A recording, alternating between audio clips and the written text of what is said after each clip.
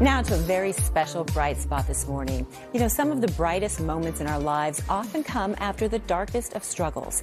And that's the story we have today from a family in Cerritos. This Valentine's Day, I want you to meet a man who has a big, beautiful heart. But for years, another vital organ was failing him.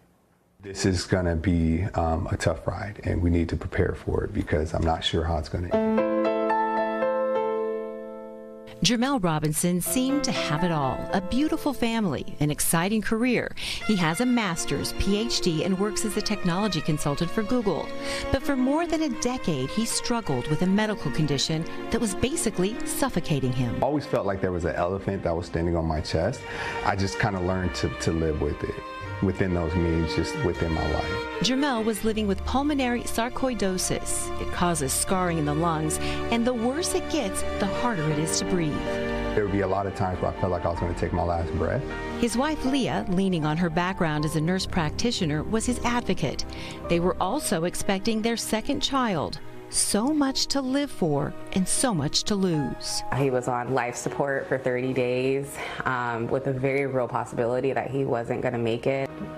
So that was rough. And how do you explain that to their 4-year-old little boy at home missing his dad? What's this called? Stethoscope. Stethoscope. The nurses would give me different nursing things since he wants to be a doctor, and I would show him. Jermel tried to save his energy so he could make short videos from his hospital bed for his son JJ. JJ, guess what? We got a new friend today. We're gonna call this Bluey, Hospital Bluey. He wasn't able to see JJ for nearly 2 months while he waited in the hospital for a double lung transplant. His condition continued to deteriorate to the point that he was unable to breathe. Dr. Abbas Ardahali and the team at Ronald Reagan UCLA Medical Center were not about to give up on him.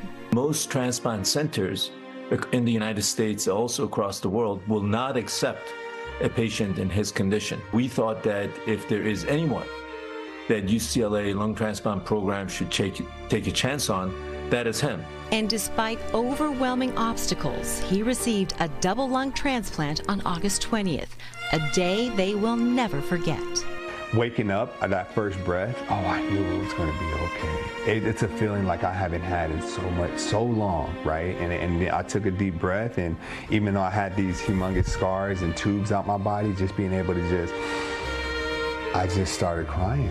Jermel and Leah know that first breath and everyone he's taken since has meant heartbreak for another family.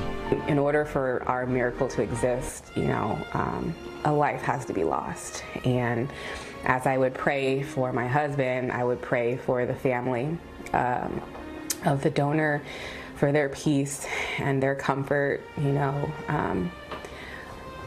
because that I can't imagine. They haven't met the family of the donor, but they hope one day they will. I look at them as family already. Even though I haven't met those individuals, I would just say thank you. I'm forever grateful. There is nothing that is more rewarding at a time of tragedy to know that a loved one's organs are still beating, good job, babe, breathing, and working in somebody else.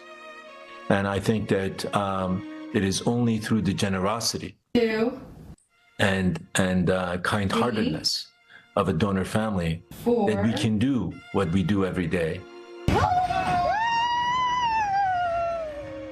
And now they have a new journey. She's like the cherry on top, right? A baby girl named Journey. She was born in December. This family of 4 is beating the odds together. So 2 new lungs. 2 new lungs. 1 new life. 1 new life, yes, exactly. That's it.